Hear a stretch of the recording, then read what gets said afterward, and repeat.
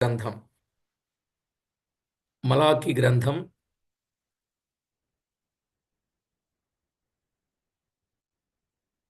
2వ అధ్యాయం ఆఖరు వచనం అంటే 17వ వచనం. మలాకి గ్రంథం 2వ అధ్యాయం ఆఖరు వచనం. మీ మాటల చేత మీరు యెహోవాను ఆయాస పెట్టుచు దేని చేత ఆయనను ఆయాస పెట్టుచున్నామని మీరు అడుగుచున్నారే. దుర్మార్గులు యెహోవా దృష్టికి మంచివారు,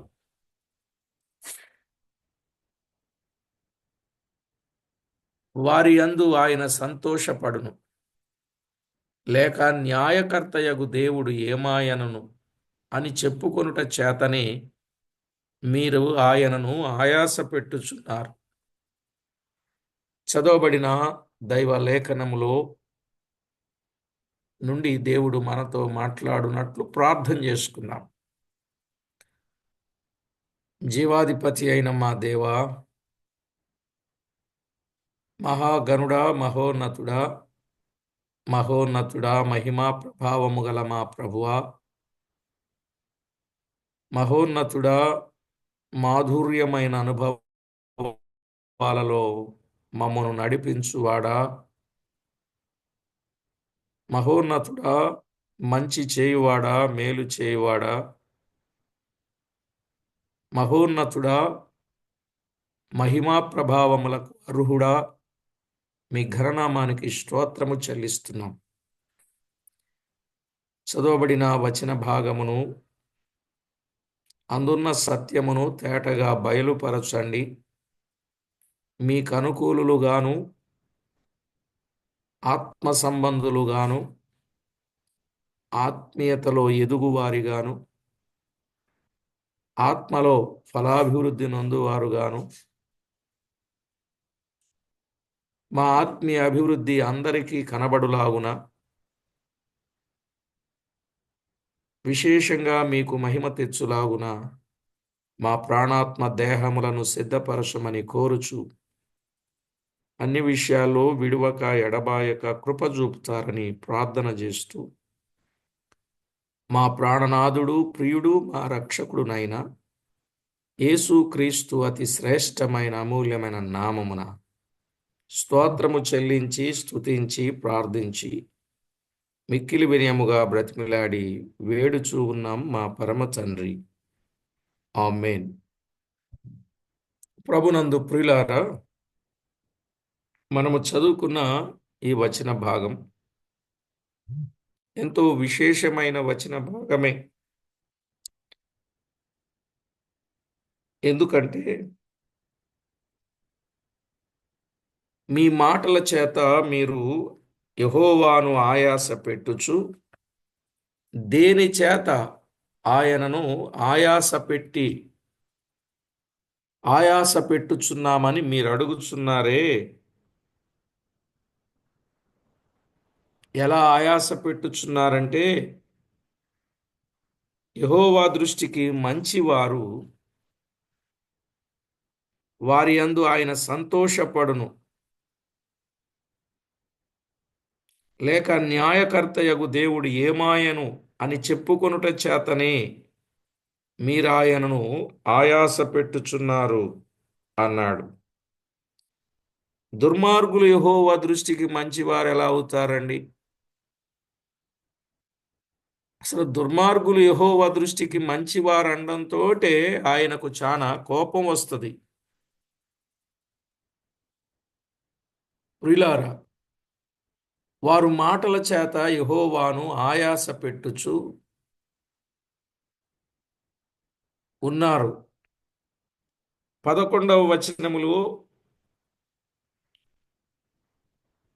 యూదావారు ద్రోహులైరి, ఇశ్రాయేలీల మధ్య యెరూషలేములోని హేయక్రియలు జరుగుచున్నవి అన్నాడు. 11వ వచనములో హేయక్రియలు చేసినట్లుగా కనబడుతుంది. హేయక్రియలు చేసినట్లు. 16వ వచనములో మనసులో కాపుదల లేనట్లు మనము చూస్తున్నాం 16 చివరి భాగం. కాబట్టి మీ మనసులను కాచుకొనుడి, విశ్వాసఘాతకులు కాకుడి. అంటే వారి మనసులు కాచుకొనలేదు అని అర్థమవుతుంది. హేయక్రియలు చేస్తున్నారు, మనసులో కాపుదల లేదు. 17వ వచనములో మాటలతో దేవుని ఆయాస పెట్టుచూ ఉన్నారు. మనుషుడు పాపము చేసేది ఈ 3 విధాలే, ఎక్కువగా ముఖ్యముగా ఈ 3 విషయాలే వాక్ కాయ కర్మలు అంటారు. వాక్ కాయ కర్మలు. వాక్కాయ కర్మలు, మనోవాక్కాయ కర్మలు. ఈ 3 విధాల మనోవాక్కాయ కర్మలు అంటే, మనో అంటే మనస్సు ద్వారా లేక ఆలోచనలలో, ఊహలలో, ఇచ్చలలో, పాప సంబంధమైన కోరికలతో ఉద్దేశము కలిగి ఉండుట. అర్థమైందండి? మనోవాక్కాయ కర్మలు. మనో వాక్ కాయ కర్మలు. మనో అంటే మనసు ద్వారా లేక ఆలోచనలో, ఊహలలో, ఇచ్చలలో, పాప సంబంధమైన కోరికలతో ఉద్దేశాలు కలిగి ఉండుట. వాక్ అంటే మాటల ద్వారా చేయు పాపం. వాక్ అంటే మాటల ద్వారా చేయు పాపం. దుర్భాషలు, పోకిరి మాటలు, సరసోక్తులు, బూతులు, అబద్ధములు మొదలగు మాటలు వాడుట ద్వారా పాపము చేయడం. వాక్ అంటే మాటల ద్వారా చేసే పాపం. ఏంటవి? దుర్భాషలు, పోకిరి మాటలు, సరసోక్తులు, వేళాకోళాలు అంటారే, సరసోక్తులు, బూతులు, అబద్ధాలు. వీటన్నింటినీ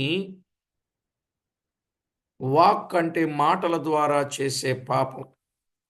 మనో అనే మాటలో మనం విన్నాంగా, ఆలోచనలు, ఊహలు, ఇచ్చలు, పాప సంబంధమైన కోరికలు.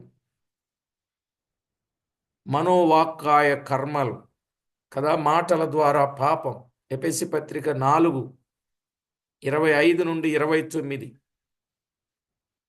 ఎఫెసీ పత్రిక 4:25-29.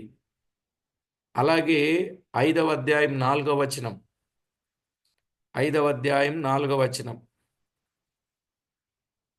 కాయమనగా క్రియల ద్వారా. కాయమనగా క్రియల ద్వారా. శరీరం అన్న కాయమనగా శరీరం శరీరం. కాయమనగా శరీరం. ఆ శరీర క్రియల ద్వారా శరీరముతో చేయబడినది, శరీరముతో చేయునది క్రియల ద్వారా చేయు పాపం. అర్థమైందండి? శరీరముతో చేయునది. కాబట్టి క్రియల ద్వారా చేసే పాపం. పేతురు రాసిన మొదటి పత్రిక 4:3-4 వచనాలు. పేతురు రాసిన మొదటి పత్రిక 4వ అధ్యాయం 3-4 వచనాలు. అలాగే గలతీ పత్రిక 5వ అధ్యాయం 19-21.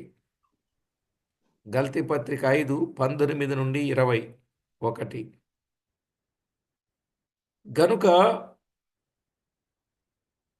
మన మనసులు జాగ్రత్తగా ఉండవలెను. మాటలలో కానీ, మాటలు రాకుండా మాటలలో కాని మాటలు రాకుండా, అలా చెప్పుకుంటే బాగుంటుంది. మాటలలో కాని మాటలు రాకుండా దైవ సంబంధమైన మాటలే పలుకవలయును. మనం ఎప్పుడు కూడా దైవ సంబంధమైన మాటలే పలకాలండి. మాటలు ఉప్పు వేసినట్లు రుచిగా కృపాసహితముగా ఉండవలయును. ఉప్పు వేసినట్లు కృపాసహితముగా ఉండాలి. కొలసై పత్రిక 4వ అధ్యాయం 6వ వచనం. కొలసై పత్రిక 4వ అధ్యాయం 6వ వచనం. క్రియలు సత్క్రియలే చేయవలెను. క్రియలు సత్క్రియలే చేయవలెను. తీతుపత్రిక 2:14. తీతుపత్రిక 2:14, 3, 8, 14. 3వ అధ్యాయం 8వ వచనం, 14వ వచనం.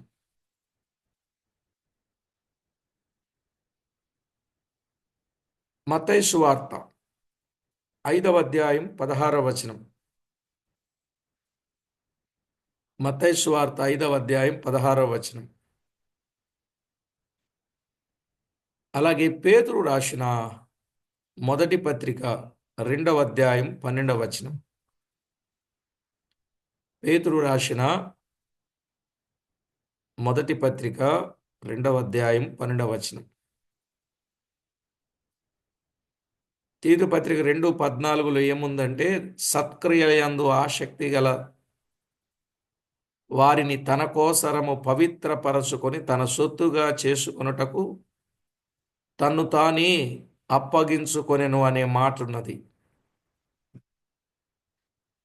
8వ వచనములో 3వ అధ్యాయం 8వ వచనములో సత్క్రియలను చేయుటయందు శ్రద్ధుంచాలి, ఇవి మంచివియు మనుషులకు ప్రయోజనకరమని చెప్పాడు. 14వ వచనంలో సత్క్రియలు శ్రద్ధగా చేసేవారు వారు నిష్ఫలులు కారు అని చెప్పాడు. 5వ అధ్యాయం 16వ వచనంలో పరలోకమందున్న మన తండ్రి సత్క్రియలను చూచి అనేకుల మధ్య మహిమపరచబడాలి అనే విషయం చెప్పాడు. పేతురు రాసిన పత్రికలో చెప్పాడు, మీ సత్క్రియ మీద అపనింద వేయువారు సిగ్గుపడతారు. ఎన్నో విషయాలు ఇలా సత్క్రియను గూర్చిన సంగతులు తేటగా చెప్పడం. ఈ సత్క్రియ చేయటం లేదు కానీ మలాకీ కాలములో ఇశ్రాయేలీలు హేయక్రియలు చేయుచుండిరి. హేయక్రియలు చేయుచుండిరి. చూసారా? హేయక్రియలు చేయుచుండిరి. ఏంటా హేయక్రియలు? భార్యలను విడిచి అన్య స్త్రీలను పెండ్లి చేసుకునిరి. మరి అది హేయక్రియ కాదు? పెండ్లి ప్రమాణం చేశారా? చేశారు. ఎంత బాగా చేశారు? ఎంతో బాగా చేశారు. పెండ్లి ప్రమాణము చేసి కూడా వారు దేవునికి ఆయాసకరమైనటువంటి పరిస్థితులు కలిగినట్లుగా మనము చూస్తాం. ఇతరులను నొల్లక, ఇతరులను ఆశించక,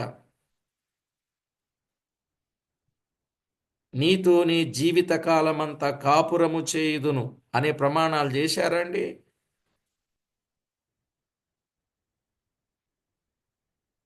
అట్లాడరే. చేసిన వీళ్ళు ఇప్పుడేం చేశారు? భార్యలను విడిచి అన్య స్త్రీలను పెండ్లి చేసుకొనిరి. మొదట వారు మనసులలోనే దారి తప్పిరి. 17వ వచనంలో వారు మనసులలోనే దారి తప్పేశారు. మాటల ద్వారా కూడా దేవుని ఆయాస పెట్టుచున్నారు.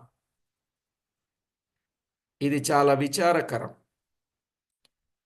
నేడు మన క్రియలు, మనస్సులు, మన మాటలు దేవుని ఎదుట ఎలా ఉన్నావో సరిగా పరీక్ష చేసుకొని మనసులను, మాటలను, క్రియలను వాక్య క్రమములో, వాక్య అర్థములో దేవుని చిత్తమును అనుసరించుట అత్యంత దీవెనకరమై ఉన్నది.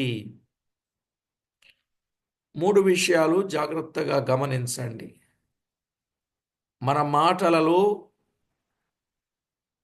మన మనసులలో, మన క్రియలలో దేవునికి మహిమ తేవాలి. అదే కదా, మీ మనసులు కాచుకొని ఉండుడి అనే మాట 16వ వచనంలో మనం విన్నాం. మనసు కాచుకోవాలంటే ధర్మశాస్త్రం వినాలి, పరిశోధించుకోవాలి, ఆ ప్రకారంగా అనుసరించాలి, ఆ విధులను నేర్పించాలి.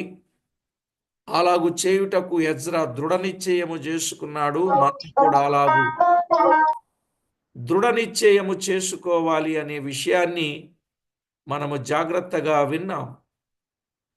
కాబట్టి ప్రభునందు ప్రియులారా, పరిశుద్ధ గ్రంథమైన బైబిల్లో ఇట్టి సత్యాలు వివరంగా వ్రాయబడ్డాయి. మానవుడు ఈ 3 విధాల మనోవాక్కాయ కర్మల ద్వారా చేస్తున్నటువంటి ఆ పాపం దేవునికి ఎంతో ఆయాసాన్ని తెచ్చేదిగా ఉన్నది. ఆయాసం 3వ అధ్యాయం 15వ వచనంలో కూడా ఒక మాట ఉన్నది చూడండి. గర్విష్ఠులు ధన్యులగుదురనియు, యెహోవాను శోధించు దుర్మార్గులు వర్ధిల్లురనియు, వారు సంరక్షణ పొందుదురనియు మీరు చెప్పుకొనుచున్నారు. వీళ్ళేం మాట్లాడుతున్నారండి? ఎంత ఆయాసకరమైన మాటలు మాట్లాడుతున్నారో చూడండి. దుర్మార్గులు యెహోవా దృష్టికి మంచివారన్నారు 17వ వచనములు. వారి యందు ఆయన సంతోషపడునో లేక న్యాయకర్తయగు దేవుడు ఏమాయనో అని చెప్పుకొనుట చేత వారు యెహోవాను ఆయాస పెట్టుచున్నారు. అయితే 3:15లో ఏమంటున్నారు? ఇక్కడ కూడా వారి మాటలు ఘోరంగా కనబడుతున్నాయి. అవి గర్వపు మాటలు అన్నాడు. ఏది? 13వ వచనం. అవి గర్వపు మాటలు అన్నాడు. 13వ వచనం. యెహోవా సెలవిచ్చినదేమనగా, నన్ను గూర్చి మీరు బహు గర్వపు మాటలు పలికి నిన్ను గూర్చి ఏమి చెప్పితిమని మీరు అడుగుదురు. గర్వపు మాటలు. ఎంత గర్వపు మాటలు అంటే 15వ వచనంలో గర్విష్ఠులు ధన్యులు. ఏమండి? గర్విష్ఠులు ధన్యులా? నాశనానికి ముందే నడుస్తుంది గర్వం. వాళ్ళు ఏమంటున్నారు? గర్విష్ఠులు ధన్యులు అన్నారు. యెహోవాను శోధించు దుర్మార్గులు వర్ధిల్లుదురు అన్నారు. ఆయనను శోధించే దుర్మార్గులు వర్ధిల్లుతారా? చెప్పండి. వారు సంరక్షణ పొందుదురు అని చెప్పుకుంటున్నారు. ఏమండి? వీరి మాటలు దేవునికి ఎంత ఆయాసాన్ని తెచ్చేవిగా ఉన్నాయి. అర్థమైందండి? ఇంత ఆయాసాన్ని తెస్తూ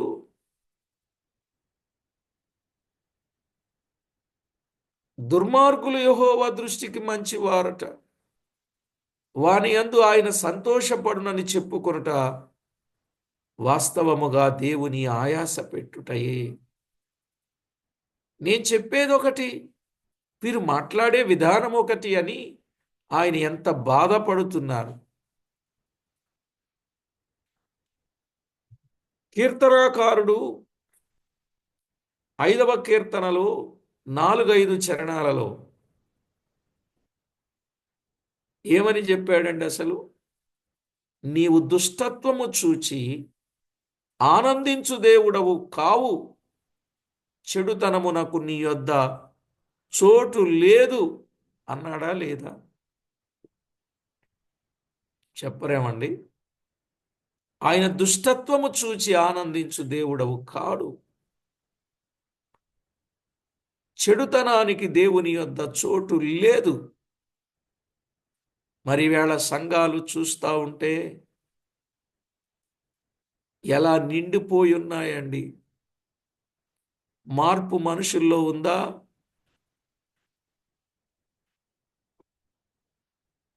అంత పై పై భక్తి వెళ్ళిపోతుంది. పాపం చేస్తున్న వారిని ఖండించే వాళ్ళు కనపడటంలే. కనబడితే పాస్టర్ గారిని లేపేస్తారు, పాస్టర్ గారిని తీసేస్తారు. పాస్టర్ గారిని విశ్వాసులు చంపుతున్నారు, విన్నారా? ఏమండి, విన్నారా? ఎంతో మందిని చంపారు. చర్చిలన్నీ వేళ రకరకాలుగా తయారైపోయినాయి. పెద్దరకం కోసమో, పెత్తనం కోసమో, పలుకుబడి కోసమో, పైసల కోసమో ప్రజల్ని భయపెడుతున్నారు. ఆఖరికి ఎలక్షన్స్ కూడా పెడుతున్నారు చర్చెస్లో. ఇదొక రాజకీయం లాగా ఎలక్షన్స్ కూడా పెట్టేసి రకరకాలుగా వాళ్ళకు మార్పు ఉందా లేదా, అసలు పెద్దలంటే ఎవరుండాలి, అధ్యక్షులంటే ఎవరుండాలి, పరిచారకులంటే ఎవరుండాలి, సేవకులంటే ఎవరుండాలి. ఇదిగో నిన్నగాక మొన్న సికింద్రాబాద్లో పాస్టర్లు కొట్టుకున్నట్టు ఓ వీడియో వచ్చింది, చూసారా? మీరెందుకు చూడరండి బాబు, మీకు టైం అంతా అదే కదా. ఏంది అసలు ఇట్లా జరుగుతూ ఉంటే ఎంత ఘోరం అండి. మరి ఎట్లా ఇది ఏంటో ఏం అర్థం కావటంలే. ఉం? అసలు సేవ అనేది ఎంత దేవునికి ఆయాసకరంగా చేస్తున్నారో పనులు. వాక్య ప్రకారంగా చేయడానికి లేదు. ఓ ప్రక్కన బంధుత్వాలు, ఓ ప్రక్కన కులపిచ్చి, ఓ ప్రక్క ధనపిచ్చి. ఇప్పుడు కొన్ని సంఘాలైతే మాది ఫలానా కులపు సంఘం అండి అంటున్నారు. కొన్ని సంఘాలైతే మాది ఎడ్యుకేటెడ్ సంఘం అండి అంటున్నారు. కొంతమంది మాది బీద సంఘం అంటున్నారు. ఇలా సంఘాలకు పేర్లు రకరకాలుగా వచ్చేసాయి. సంఘం జీవము గల దేవునిది అనే మాటలు మాట్లాడటం లేదు ఈవేళ. ఫలానా వారి సంఘం, ఫలానా ఆయన సంఘం కదా, ఫలానా ఆయన సంఘం అంట.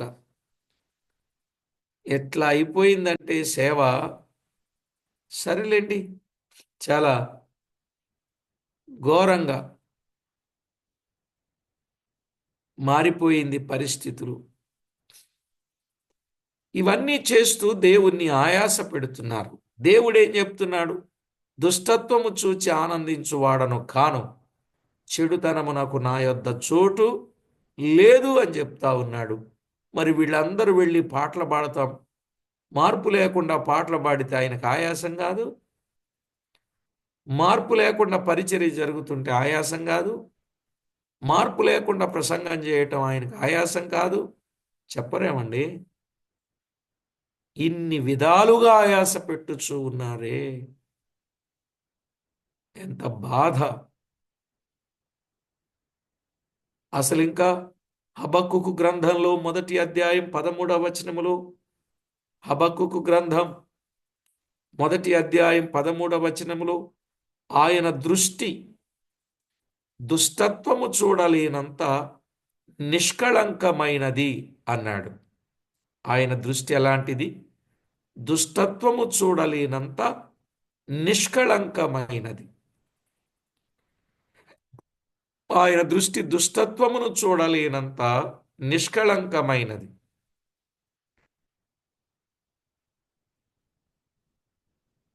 సామెతల గ్రంథం 15వ అధ్యాయం 9వ వచనములో, ఆయన నీతిని ప్రేమించువాడు దుర్నీతిని ద్వేషించువాడు నీతిని ప్రేమించువాడు దుర్నీతిని ద్వేషించువాడు.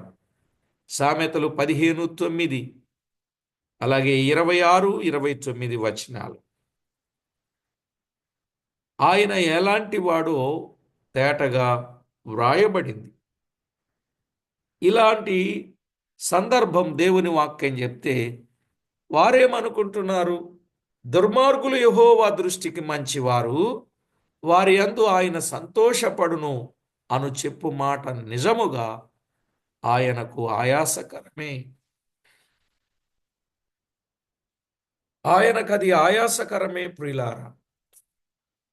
ఇలాగు వారు దేవుని ఆయాస పెట్టుచు దేని చేత ఆయనను ఆయాస పెట్టుచున్నాము అనుచున్నారు.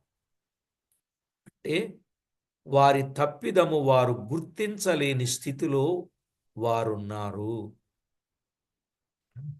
అర్థమైందండి? ఇలా మాట్లాడుతున్నారంటే వారి తప్పిదము వారు గుర్తించలేని స్థితిలో ఉన్నారు. ఈవేళ వారి ఇష్టం వచ్చినట్లు మాట్లాడేసి, ఎలా పడితే అలా మాట్లాడేసి, ఎలా పడితే అలా జీవించేస్తున్నారంటే కారణం వారు తప్పిదము చేస్తూ కూడా దాన్ని గుర్తించలేని స్థితిలో ఉన్నారు. వారు ఎన్నో సంవత్సరాలుగా వస్తూ కూడా వారు ఎదగలేని వారుగా ఉన్నారు. నిన్న మా సంఘం నుండి ఒక సహోదరి వెలుపలికి వచ్చిన తర్వాత ఒక మాట మాట్లాడుతుంది. అయ్యగారండి, మేము పరిచర్య చేయటానికి రావటం వలన రానోళ్ళు వీళ్ళకి పిల్లా పాపలా వెళ్ళిపోయి అక్కడే ఉండి పరిచర్య చేస్తున్నారు. ఆ మాటలు అంటుంటే మాకు చాలా బాధ వచ్చేస్తుందండి అంటున్నారు. పరిచర్య వాళ్ళు చేయరు సరిగదా, చేసే వాళ్ళని ఏమన్నారు అంటే వాళ్ళకు కూడా పిల్లలు ఉన్నారు, ఎక్కడో హాస్టల్లో చదువుకుంటున్నారు. వాళ్ళేమో సేవకులు సదస్సు అన్నా ఇంకొక కార్యక్రమం అన్నా ఇంకొక కార్యక్రమం వచ్చి పరిచర్య చేస్తూ ఉంటారు. అలా పరిచర్య చేయటాన్ని బట్టి వీళ్ళు రకరకాలుగా మాట్లాడుకుంటున్నారు. ఆ సంగతి నాకు తెలియదు. ఈ పరిచర్య చేసే వాళ్ళందరికీ నిన్న గిఫ్ట్స్ ఇచ్చాను సండే. ఆ గిఫ్ట్స్ ఇచ్చిన తర్వాత మేము పరిచర్య చేస్తేనే ఇలాగ అంటున్నారు, ఇక ఇప్పుడు మీరు మాకు ఈ బహుమానాలు ఇచ్చారు కాబట్టి ఇంకెన్నొస్తాయోనండి. నేను ఒకటే చెప్పా, పరలోకంలో ప్రభు ఉన్నాడు. ఇక్కడ మనం ఎలాగైతే ప్రభు కొరకు నమ్మకంగా పరిచర్య చేశామో, ఇలాగూ పరిచర్య చేసిన వారికి, నమ్మకంగా ఉన్న వారికి పరలోకంలో కూడా ప్రభు బహుమానాలు ఇస్తారు. దానికి మాదిరిగా ఇప్పుడు ఇచ్చాం. ఎవరేమనుకున్నా ఏం పర్వాలేదు, వారు చేయరు, చేసేవారిని చేయనియరు అని చెప్పినప్పుడు అయ్యగారు ఈ సంవత్సరం ఇంకా ఎక్కువ కార్యక్రమాలు పెట్టండి, ఈ సంవత్సరం ఇంకా ఎక్కువగా సేవ చేద్దాం అన్నారండి. ఎంత సంతోషంగా ఉంది. సంతోషమా కాదా చెప్పండి. ఈసారి ఇంకా ఎక్కువ కార్యక్రమాలు పెట్టండి. ప్రియులారా, నేను ఎందుకు ఈ మాట చెప్తున్నానంటే చేసేవారిని చూసి కూడా ఆయాస పెడుతున్నారండి. వారు చేయక ఆయాస పడడం, వారు పని చేయక ఆయాస పెట్టడం, అంతేకాదు పని చేసే వారిని చూసి కూడా సూటిపోటి మాటలు అనడంతో ఇంకా ఎక్కువ ఆయాస పెట్టేవారుగా తయారవుతున్నారు. ఒకటేనండి, వారు చేస్తున్న తప్పిదము వారు గుర్తించలేని స్థితిలో ఉన్నారు. ఇంకొక మాట ఏంటంటే వారు ఎంతకాలము దేవుని సన్నిధికి వచ్చినా వారు ఎదగలేని స్థితిలో ఉన్నారు. ఆత్మీయతలో ఎదగలేని స్థితిలో ఉన్నారు. ఈ మాట కూడా రాసుకోండి. వారు ఆత్మీయ స్థితిలో ఎదగలేని వారుగా ఉన్నారు గనుకనే ఇలాంటి మాటలు వారు మాట్లాడుతున్నారు. వారు ఎదగలేదు, ఇలాంటి మాటలు మాట్లాడుతున్నారంటే వాళ్ళు ఏమి ఎదగలేదు. ఏదో రావటం పోవటం, రావటం పోవటం వరకే వాళ్ళు ఎదిగిన వారు కారు. ఏదో ఒకరోజు గట్టిగా వ్యక్తిగతంగానో సంఘములోనో గట్టిగా అలాంటి వారికి విషయాన్ని చాలా గట్టిగా చెప్తా. నిజమే ప్రియులారా,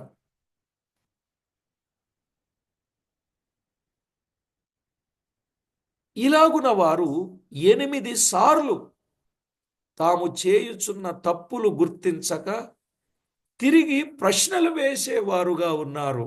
మలాకీ కాలములో ప్రజలు ఎలా ఉన్నారండి? తమ తప్పులు గుర్తించకుండా ప్రశ్నలు వేసేటట్లుగా ఉన్నారు. తాము చేయుచున్న తప్పులు గుర్తించలే. 8 ప్రశ్నలు వేశారండి వాళ్ళు. కొంతమంది 6 ప్రశ్నలని చెప్తా ఉంటారు. కానీ లేఖనాలు బాగా తరచి చూచినప్పుడు వారు 8 ప్రశ్నలు వేసేవారుగా ఉన్నారు. లవొదికయ సంఘము యొక్క పరిస్థితి కూడా ఇలాగే ఉన్నది. లవొదికయ సంఘము యొక్క పరిస్థితి ఇలాగే ఉందండి. ప్రకటన గ్రంథం 3వ అధ్యాయం 14 నుండి 19 వచనాలు. దిక్కుమాలిన వాడుగా దిగంబరిగా ఉండి ధనవృద్ధి చేసుకుంటున్నామని మాట్లాడతారే,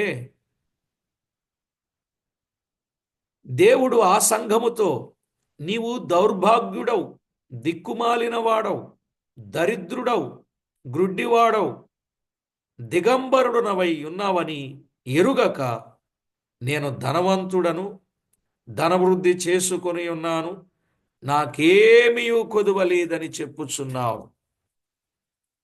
ఇప్పటికీ చాలామంది సంఘాలలో వారి ఇష్టానుసారమైన జీవితాలు జీవిస్తూ దేవుడు మమ్మల్ని దీవించాడు, దేవుడు మమ్మల్ని ఆశీర్వదించాడు, దేవుడు మమ్మల్ని వృద్ధి చేశాడు, దేవుడు మమ్మల్ని వర్ధిల్ల చేశాడు, దేవుడు మమ్మల్ని అభివృద్ధి చేశాడు, దేవుడు మా అక్కర్లన్నీ తీరుస్తున్నాడు, దేవుడు మా లోట్లన్నీ తీరుస్తున్నాడు, మాకు దేవుడు ఏది తక్కువ చేయట్లేదని మాట్లాడుతున్నారు.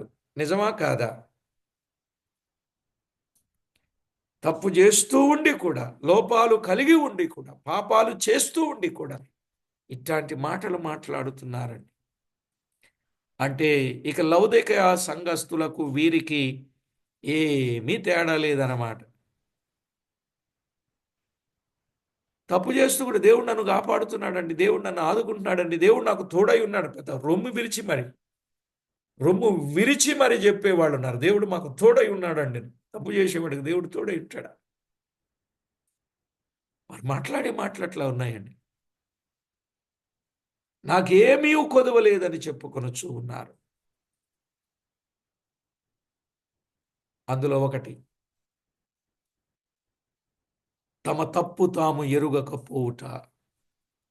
2, నాకేమీ కొదువలేదు, నేను ధనవంతుడను అని చెప్పుకొనుట. తమ తప్పు తాము ఎరుగకపోతూ నాకేమీ కొదువలేదు, నేను ధనవంతుడని చెప్పుకొనుట. మరొకటి, దేవుడు నీవు దరిద్రుడవని చెప్పగా ఆ సంఘం నేను ధనవంతుడను, ధనవృద్ధి చేసుకొనుచున్నానని చెప్పుకొనుచున్నాడు. నేటి దినములలో అనేక మంది విశ్వాసుల పరిస్థితి ఈ విధముగానే ఉన్నది. మలాకి కడపటి ప్రవక్త, లవొదికయ సంఘం కడపటి సంఘం. ప్రస్తుత కాలమునకు వర్తించేటటువంటి విషయం. మలాకి కడపటి ప్రవక్త, లవొదికయ సంఘం కడపటి సంఘం. నేటి దినాలలో అనేక మంది విశ్వాసం తమ తప్పును తాము ఎరుగని స్థితిలోనే ఉన్నారు. అదే సమయంలో తమ తప్పులు తమవి కానట్లు తమ జ్ఞానము ఉపయోగించి మెప్పించుకొనుచూ ఉన్నారు. నిజమా కాదా? తమ తప్పులు తమవి కానట్లు తమ జ్ఞానమును ఉపయోగించి మెప్పించుకొనుచూ ఉన్నారండి. కొన్నిసార్లు కాని మాటలు మాట్లాడుచు అవి తప్పుడు మాటలని కూడా గ్రహించని స్థితిలో వారున్నారు. ఇది చాలా ప్రమాదకరమైనది. అందుకే దేవుని ఎదుట తప్పిదములను ఒప్పుకొని సరిచేసుకొనుట క్షేమం. ఎందుకంటే అతిక్రమములను దాచిపెట్టువాడు వర్ధిల్లడు, వాటిని ఒప్పుకొని విడిచిపెట్టువాడు కనికరము పొందుతాడు. అర్థమైందండి?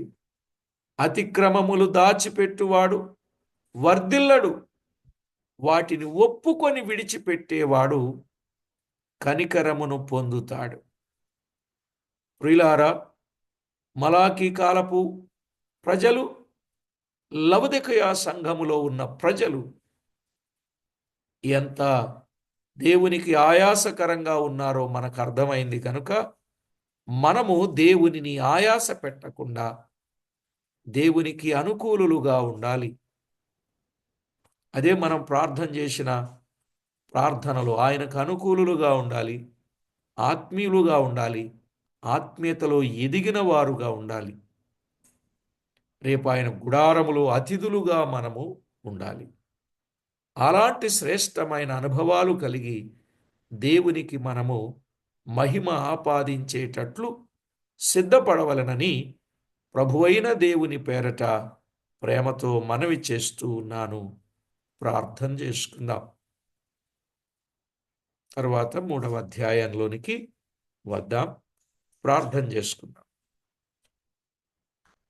తల వంచి కళ్ళు మూసుకొని ఏ విషయములోనైనా దేవుని ఆయాస పెట్టామా అని పరీక్ష చేసుకుందామండి. మనోవాక్కాయ కర్మల ద్వారా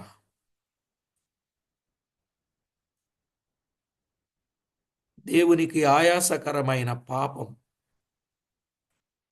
ఏదైనా మన జీవితంలో ఉంటే ఇక్కడే ఇప్పుడే ఒప్పుకొని విడిచిపెట్టి సరిచేసుకొని దేవునితో సమాధానపడి సంతోషముతో జీవించవలసిన వారు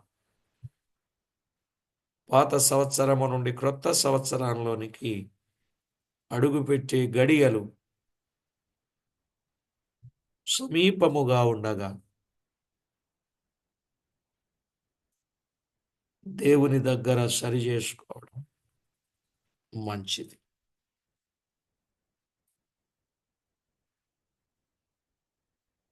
పరిశుద్ధుడవైన మా తండ్రి, పరమందు ఆసీనుడవైన మా దేవ, మీ ఘననామానికి వేలాది వందనాలు, కోటాను కోట్లు స్తుతులు స్తోత్రాలు చెల్లిస్తున్నాం. దేవా, మహాగణుడా, మహోన్నతుడా, మహిమోన్నతుడా, మహిమా ప్రభావములకు అర్హుడా, సాటిలేని మా దేవ, సర్వశక్తి సంపన్నుడా, నిన్న నేడు నిరంతరం ఏకరీతిగా ఉన్నవాడా, మాకు చాలిన మా దేవ, మీకు వందనములు స్తుతులు స్తోత్రములు చెల్లిస్తూ ఎంతో ప్రేమించిన వాడవు, కృపతో జ్ఞాపకం చేసుకున్న వాడవు.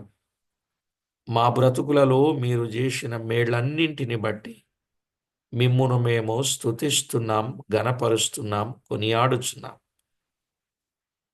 విడువని ఎడబాయని మీ కృపాకార్యమును బట్టి మీకు స్తోత్రం.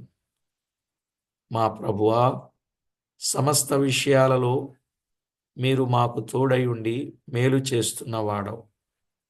మేము ఏ విషయములో మిమ్మును ఆయాస పెట్టామో మా మనసులకు తెలుసు.